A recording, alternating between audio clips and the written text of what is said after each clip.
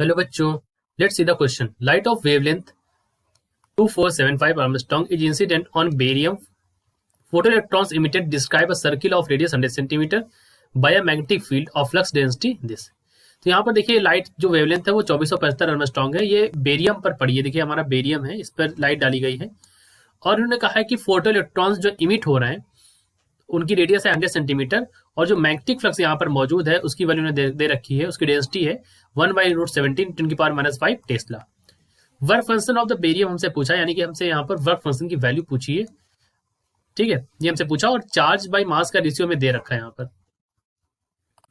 सो यहाँ पर जो हमारा की कॉन्सेप्ट हो जाएगा, दैट की concept will be for this question. देखिए यहाँ पर एक चार्ज पार्टिकल है, ठीक है, और वो किसमें इसमें सर्कुलर पाथ में चल रहा है और इस सर्कुलर पाथ में जो है हमारी मैग्नेटिक फील्ड भी प्रेजेंट है. ठीक है, तो इसकी रेडियस क्या होगी? तो radius of this circular path will be the radius of circular path. Okay, circular path which is describe by this electron. यहां पर जैसे दिखाया इन्होंने, वो रेडियस क्या हो जाएगी चार्ज पार्टिकल के द्वारा, that is equal to r is equal to 2m/k Q into b, square root of 2m/k/Q into b. ठीक है, ये हमारी रेडियस होगी, radius of the circular path, यानी कि विच इज कवर्ड बाय और डिस्क्राइब्ड बाय चार्ज्ड पार्टिकल. ठीक है, ये रेडियस उसकी हो जाएगी. अब रेडियस की वैल्यू आई कहां से, ये डाउट होगा आपको, तो मैं बता देता हूं. देखिए इसमें सेंटीमीटर एक्सप्रेशन होगा तो mv²/r इज इक्वल टू क्या होगा यहाँ पर, QV और B हो जाएगा. यानी कि मैग्नेटिक फील्ड है तो ये दोनों हमारी बराबर हो जाएंगी, दोनों एक्सलेशन. तो यहाँ से अगर मैं इसको काट दूं तो ये वैल्यू आ जाएगी. यहाँ से अगर आप सॉल्व करेंगे so R is equal to आ जाएगा यहाँ से, R इज इक्वल टू, और let me write it more clearly, so mv is equal to हो जाएगा Q into b into r. अब जानते हैं P इज इक्वल टू क्या होता है बच्चों, mv होता है, और P इज इक्वल टू होता है स्क्वायर रूट ऑफ 2mk, यानी कि काइनेटिक एनर्जी और ये लीनियर मोमेंटम के बीच का रिलेशन है ये. P is equal to square root of 2mk. यहाँ पर अगर आप उठा के रख दे 2mk that is equal to QBR, so यहाँ से आपको R की वैल्यू मिल जाएगी जो हमने नीचे लिख रखी है. So this is the radius of the circular path described by the charge particle. ठीक है, यही हमारा यहाँ पर की कॉन्सेप्ट होगा, इसी को हम यहाँ पर अप्लाई करेंगे. अब यहाँ से देखिए, यहाँ से हमें काइनेटिक एनर्जी निकालनी है, so we can find the kinetic energy from here, right. सबसे पहले हम kinetic energy of electron check करते हैं. यहाँ से K is the kinetic energy of electron.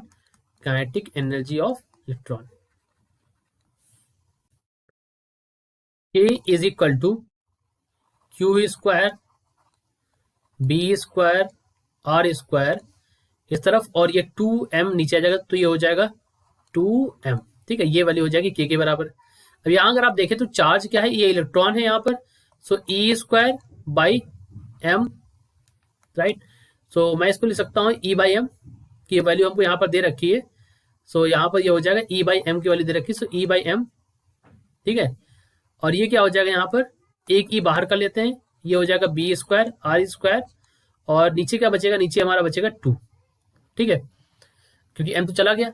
तो अगर मैं यहाँ पर वैल्यू रखूँ उठा के, देखिए तो एक 1/2 बाहर कर लिया मैंने, E/m की वैल्यू रख दीजिए सबसे पहले, तो 1.7 × 10⁻11 क्या दे रखा है.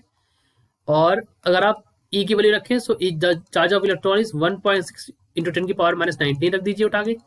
And then we will put the value of magnetic field, magnetic flux density, that is 1 / square root of 17 into 10⁻⁻5. इसका हम स्क्वायर कर देंगे यहाँ से, इंटू हमारा रेडियस क्या है हमारा, 100 सेंटीमीटर मतलब बराबर 1 मीटर है. ये कितना हो जाएगा, 1 मीटर. सो 1 मीटर का स्क्वायर कर देंगे, यहाँ पर रेडियस का स्क्वायर हो जाएगा. अगर आप इसको सॉल्व करेंगे यहाँ से, सो 2 से कट जाएगा, 0.8 हो जाएगा, और इसको मल्टीप्लाई करेंगे, पावर्स को सेटल कर देंगे यहाँ पर, 17 से 17 कट जाएगा.